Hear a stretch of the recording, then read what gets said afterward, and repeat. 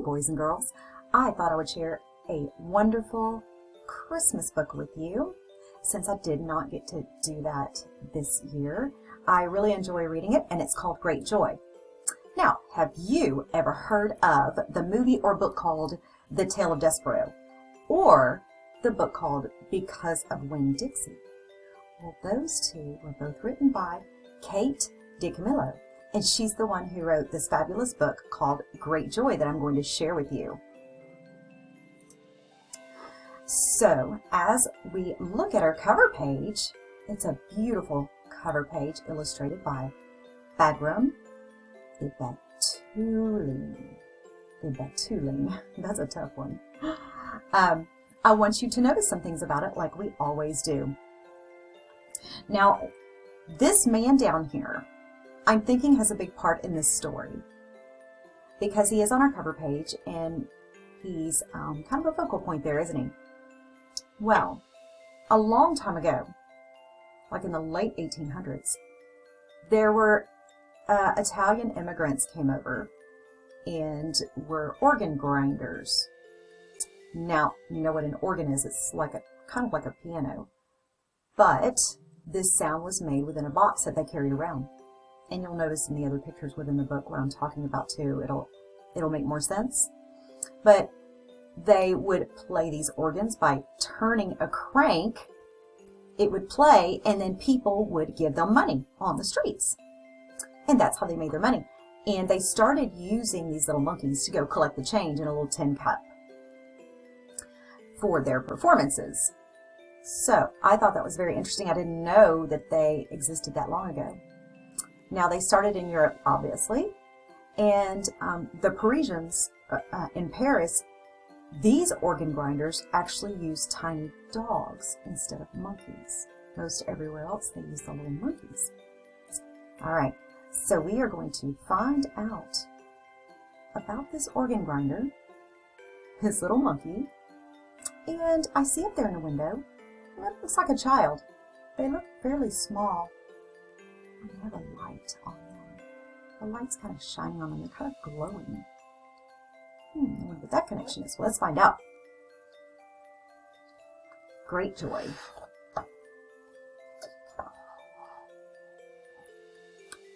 Okay, and this is a wonderful, beautiful picture of that man and his monkey. And that's the organ grinder. You can see the crank. And I want you to notice some things about the setting. Look at all these lights. Look at the windows. Think about the time period that you think this might be set in, and where might it be taking place. All right, feel free to read along with me. You never know when you're going to learn some new vocabulary words. I'm done here. The week before Christmas, a monkey appeared on the corner of 5th and Vine. He was wearing a green vest and a red hat, and with him was a man, an organ grinder, who played music for the people on the streets.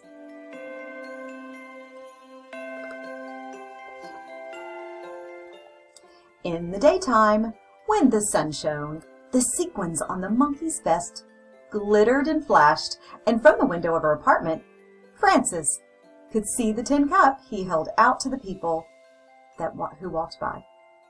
Sometimes, if it was very quiet for just a minute, she could hear the music.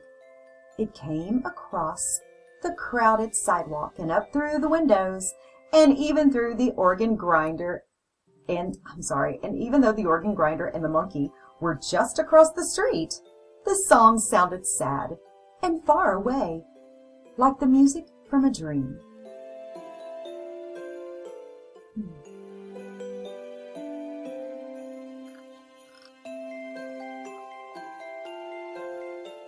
Where do they go at night? Frances asked. Who? Said her mother.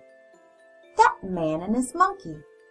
Oh, Frances, said her mother, don't ask me questions that I can't answer. I'm sure they go somewhere. Everyone goes somewhere. But where? Said Frances. I have no idea, said her mother. Turn around. Frances turned. Her mother pinned the bottom of her robe. There, said her mother. "Now all I have to do is hem it, and you'll be ready. Have you memorized your line?" "Yes," said Frances. "Are you excited about the program? About the pageant?"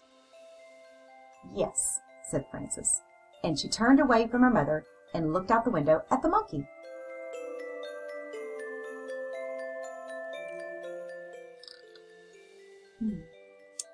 See somebody, it looks like they're like a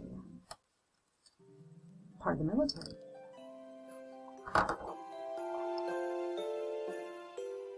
That night, Frances made herself stay awake.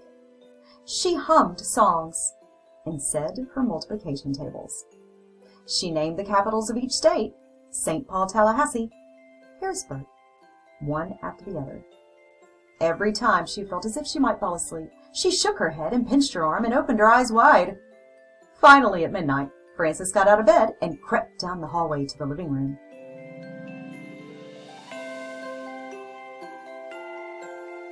wonder why she was staying up so late. Seems like something's bothering her.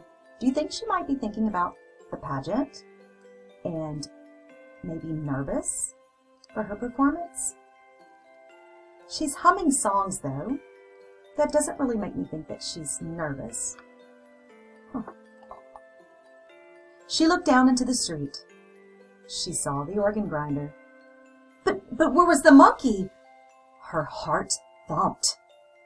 And then she saw him tucked inside the man's overcoat, his small red hat still on his head. "Look at me," Frances whispered. "Look up here." In case you couldn't see, I like how the author and illustrator got together and gave us a neat perspective. We're up here with her, with Frances, inside her apartment, looking down. She's very up close, like we're right beside her. I really like this picture. Look at those beautiful colors and hues of blue. Oh yes, and it is the picture from the front of the book, isn't it? It was the organ grinder who looked up. He took his cap from his head and raised it to her. And that was a sign of respect when somebody would take their hat off. It's kind of like saying hello when you can't say the words for whatever reason to somebody.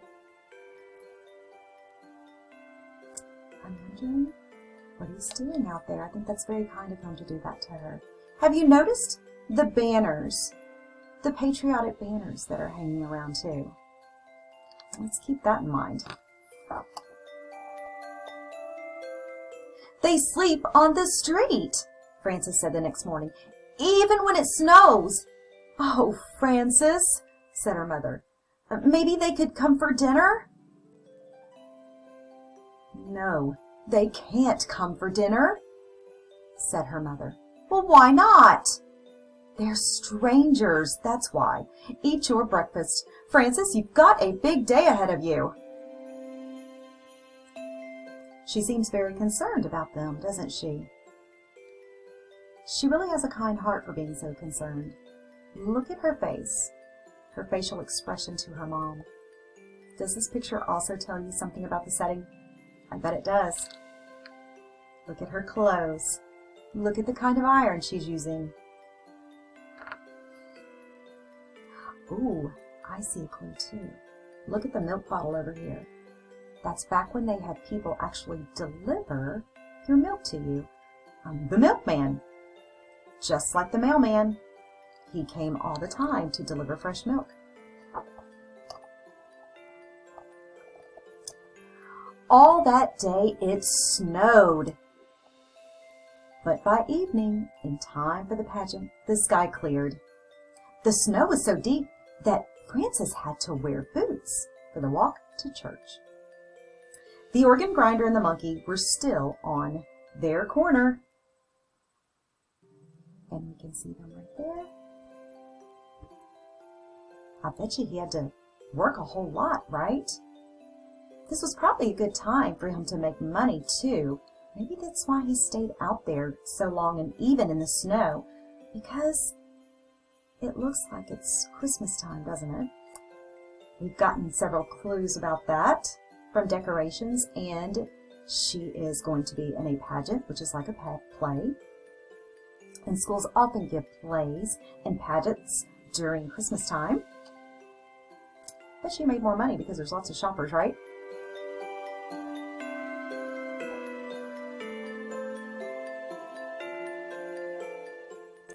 Frances ran up and put a nickel in the monkey's cup. "I'm going to be in the Christmas play tonight," she said. "I get to wear wings, and I have one line to say. Do you want to hear it?" "Frances," her mother said, "we're going to be late. Let's go." "You can come," Frances said, turning back. "The play is at the church. It's just down the street. You can both come." The organ grinder smiled at her, but his eyes looked sad. His eyes do kind of look sad, don't they? I bet you that's hard, though, staying out in the cold. Look at the blanket around him. It looks a little ragged, doesn't he? And have you noticed his age? That must be very tough, too, to be out in that cold weather for such a long period of time to make coins for a living. It'd take a lot of those to get you what you needed. Does this make you feel grateful for the things that you have? I hope so. It does me.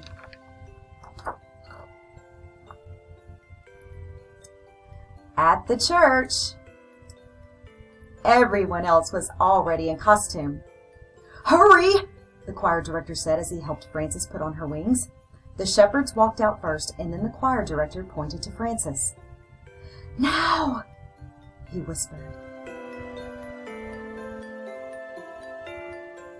I bet you can tell what kind of play this was, too, because we have some shepherds out here, and they have these long things called staffs. And look at how our characters are dressed here.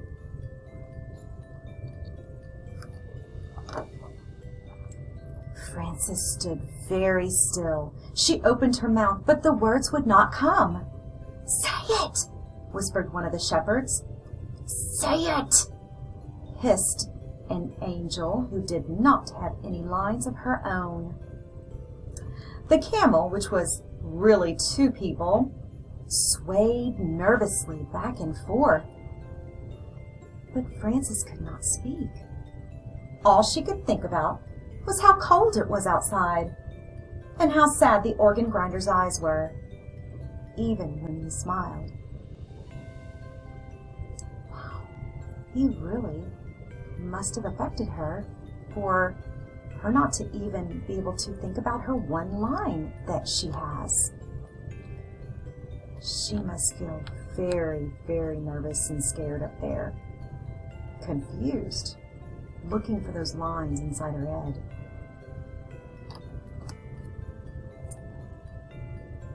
The world was quiet. Everyone waited. Then, at the back of the sanctuary, a door opened. Doesn't that make you feel good? Look how dark it is in here and the light that is behind him. And I thought this was interesting too. And I just noticed it before reading this to you guys. Look at all the people's faces. They're looking at the stage, right? They're so proud, I bet, of their children and grandchildren that are up there performing. Even if they don't have a line, you're still proud of your child being up there and being a part of the play. Look at the mom. Her face is turned toward the organ grinder. I'm wondering if he wasn't on her mind as well, even though it didn't seem like he was, the way she was rushing and not wanting to answer those questions that Frances had. Frances smiled. "Behold," she shouted, "I bring you tidings of great joy." And because the words felt so right, Frances said them again. "Great joy." I'm thinking she's feeling a lot of great joy, don't you?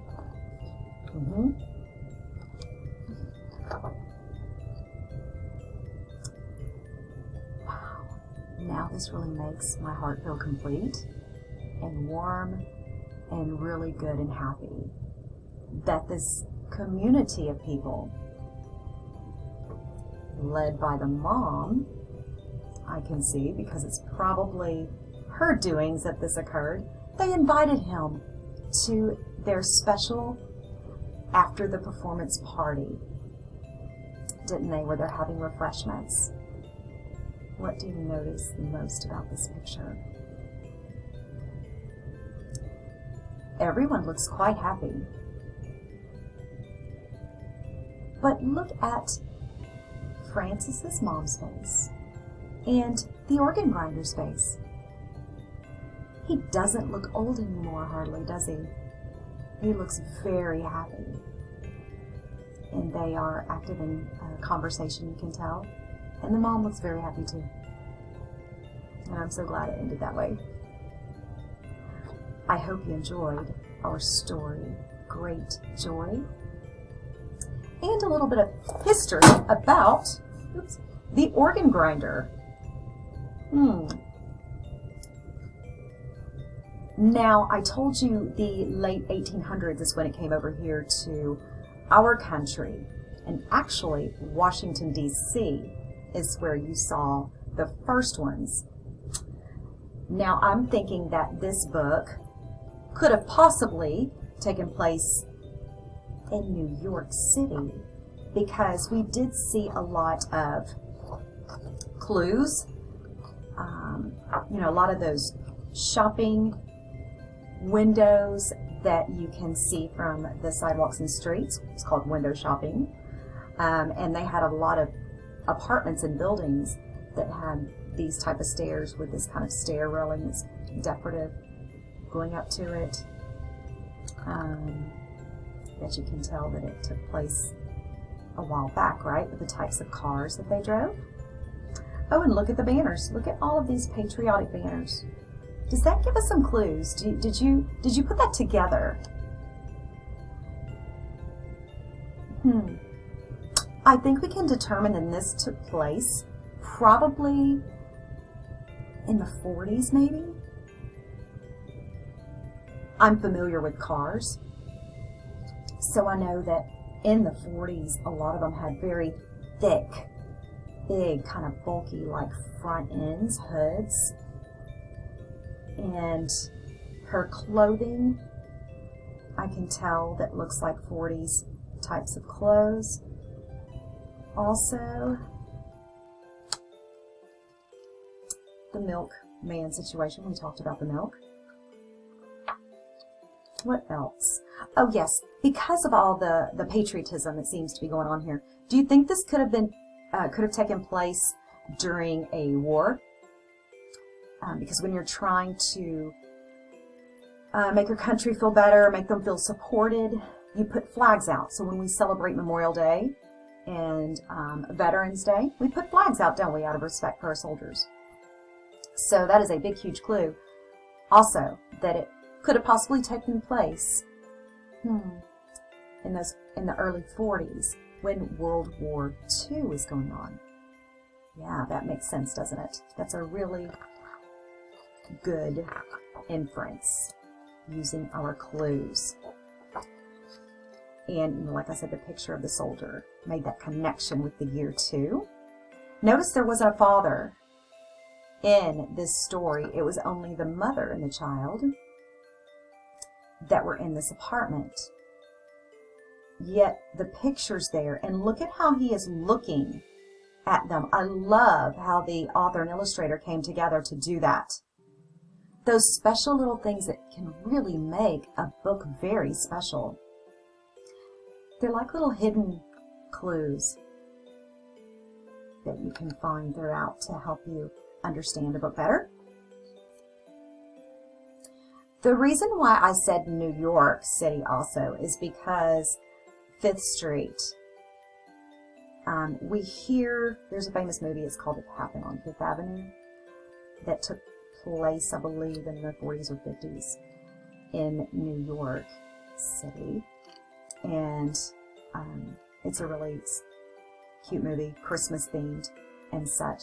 So a lot of things happen on Fifth Avenue, although this is called Fifth Street. Still makes me wonder if it was New York City.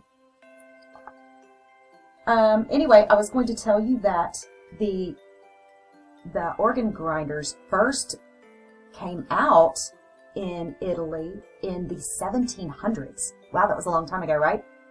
And they were the backup music before the monkeys came into play. The organ grinders accompanied puppet theater, puppet shows in Italy back then.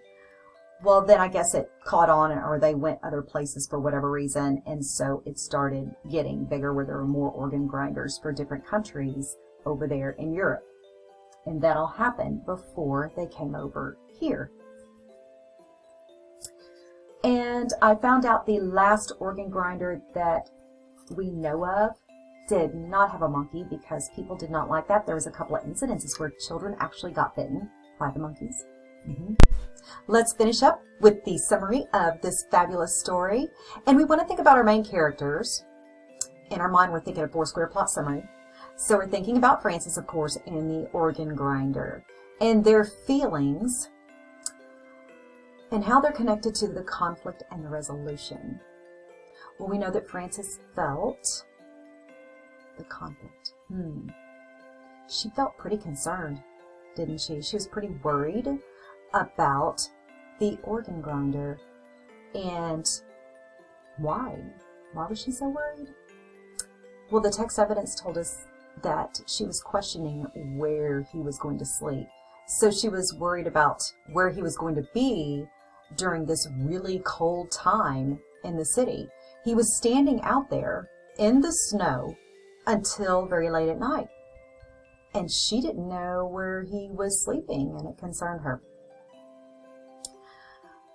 But after he shows up surprisingly, he really surprises her, doesn't he?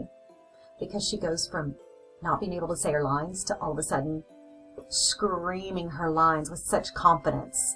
This is a really important moment in this book that I just love. And basically becomes the star, even though she only had one line. So I thought that was really important to point out. So after he shows up and she's very surprised about it,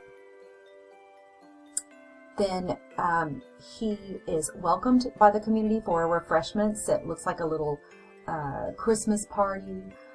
Afterwards, kind of a celebration for all of the kiddos that were performing in the play, which happens most of the time after plays and such. So I'm sure that made him feel really good. He has a very content look on his face. He's comfortable. He's warm, isn't he? I like the nice glow of the room. It really makes us feel like it's really warm and cozy in there too. I think he's really satisfied too with the acceptance that these people have of him, even though it seems as if he is poor, because he's working on the street. And, like I said, he had the ragged looking blanket kind of around him, not looking happy. So really changed things up when these people showed some kindness, didn't it? That's why we always want to be kind to others, and sometimes that can be difficult because we judge people sometimes, don't we? Yeah, and we're all guilty of that because guess what? We're human beings, and it happens. And that's okay, as long as you're not hurting people. We always want to try to be as kind to others as possible. So let's talk about that main message. That's connected to our main message, the lesson learned, or the theme in this poem, isn't it? I think the topic would be kindness. I think that's a good one. And the message that the author was trying to teach us within this book, I think you'd agree that you want to try to help others whenever possible. Sounds familiar, doesn't it? That's right. If at all possible, being kind and helpful. Because That alone in itself can bring somebody great joy. Did they give him money? We don't know, but we sure didn't see it in the book. So why is he so happy? Because of kindness. Because of nice people that are not judging him for what he does or who he is. That gave him great joy for the season. Without gifts, kindness was the gift. All right. With that being said, I really hope you enjoyed this book, and I hope you enjoy your holiday. Stay safe, be kind, and don't do a bunch of work. Enjoy the stories that I send to you, and enjoy the coming together of family and friends. Until the next story, see you soon.